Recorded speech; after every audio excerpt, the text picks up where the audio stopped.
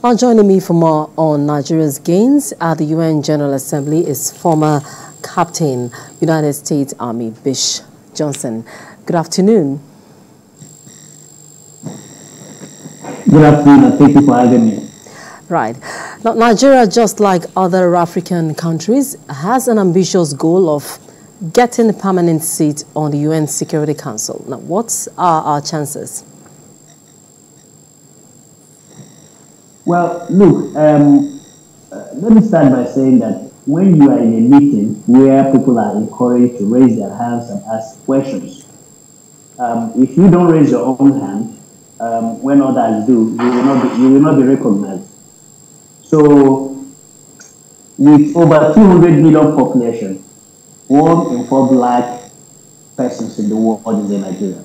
So it makes sense to me that Nigeria is a member of is a permanent member of the UN Security Council, so that black people and Africans have a say and a voice in critical global matters. Nevertheless, if there is such thing as the expansion of the permanent membership of the UN Security Council, and slots are allocated to Africans, it will be automatically decided to Nigeria. Other countries like Egypt, South Africa, Kenya, and even Ghana may also equally be interested. And so Nigeria does not only need to scale up, intensive lobbying activities in Africa and outside, but may have to also work hard to improve convert some of these negative indices to positive ones, such as trying to bring down insecurity, lower poverty. And so by doing so, it will improve its chances of securing a seat in a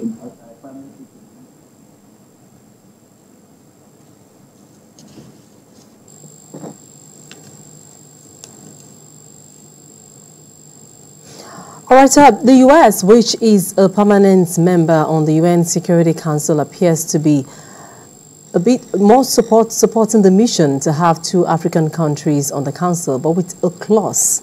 It would be without the veto power of the original permanent members. Isn't that a contradiction of sort?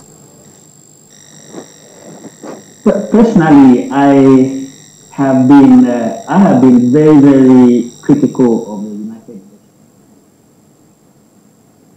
Because to me, the United Nations seems to be one institution that has been so concerned about democracy across the globe, but it is the most undemocratic institution or organization in the world.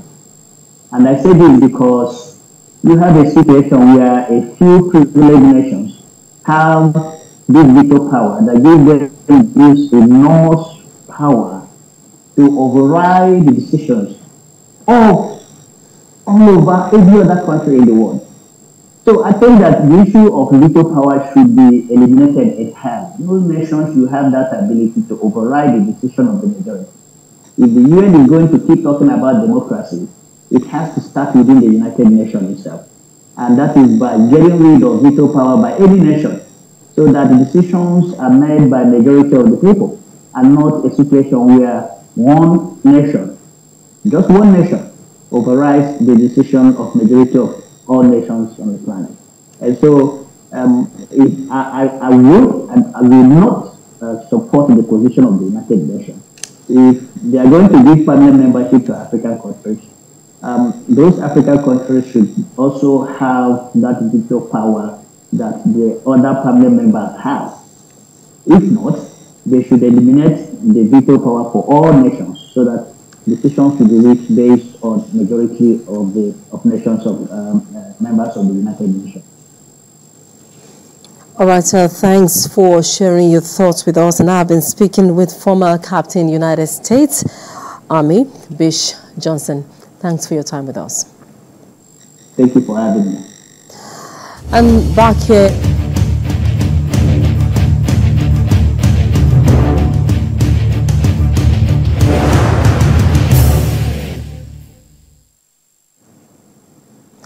And back here in Nigeria, 29 persons have died in about 16 local government areas following a devastating flood in Kebbi State. About 321,000 homes and 858,000 farmlands were also destroyed. The State Commissioner for Information, Yakubu Ahmed, who confirmed this, also expressed urgency on the situation and warned that this might lead to shortage of food in the state and Nigeria if nothing is done. Mr. Ahmed explains that before NIMET's predictions, Kebbi State had already suffered significant flooding due to water from the Goronyo Dam and convergence of waters from rivers and Kaha through the river Niger. The state government established a committee to manage this flood issue. The idea initially was for us to respond to the warning by NIMET that we were expecting Kebbi to be hit by flood coming from as far as Central Guinea. But at the same time, we were already dealing with the issue of submerged farmlands, very many of them. And the committee set up by the state government expanded its mandate in order to make the report wholesome. After a decade of living in darkness, residents of Shaku community in Niger State are now celebrating the restoration of electricity. This development follows interventions of the Chief of Naval Staff, Vice Admiral Emmanuel Ogalla, through a special quick impact project.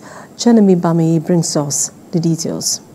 Electrification projects often begin in urban areas before extending to rural communities, but in developing nations, this process can be slow and face numerous challenges. Shaku village, located about 40 kilometers from Bida in Niger State, had been without electricity for 10 years. The community is celebrating the restoration of power made possible through a special quick impact project by the Chief of Naval Staff, Vice Admiral Emmanuel Ogalla. This initiative focuses on bringing development to the homelands of 7 Rear Admirals, and Shaku was chosen in honor of Rear Admiral Zakaria Mohammed, a native of the village. Representing the chief at the commissioning was Rear Admiral Mike Ohamen. The Naval Staff, Vice Admiral Emmanuel Ogalla, Admiralty Medal for this noble objective. Just like I said, we hope that it will bring development to Shaku village and the environs and make it easy for members of the armed forces to operate around this area, getting all the relevant support to ensure attainment of military objectives. We remain eternally grateful to the Chief of Naval Staff. I think the effect of this project will continue to positively impact on the community years and years ahead.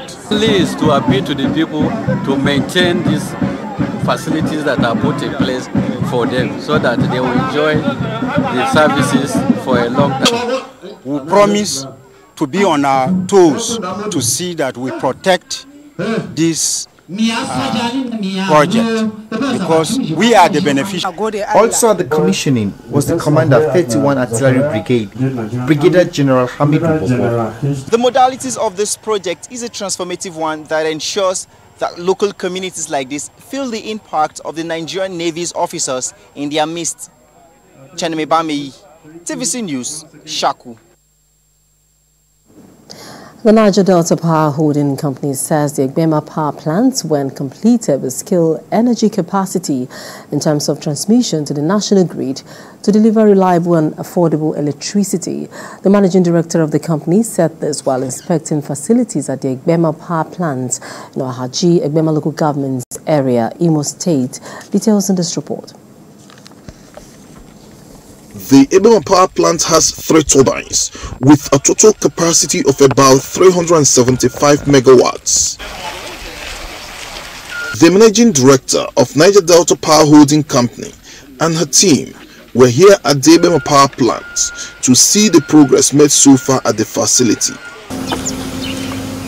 Satisfied with the level of work going on at the power plant, she said when the project is completed, it will significantly contribute to great capacity to align with President Tinubu's vision to scale energy production. We're here to engage with them, and we're here to provide all the support and the enablers that would ensure that we're able to meet the project timelines, and we're looking at completion sometime in 2025.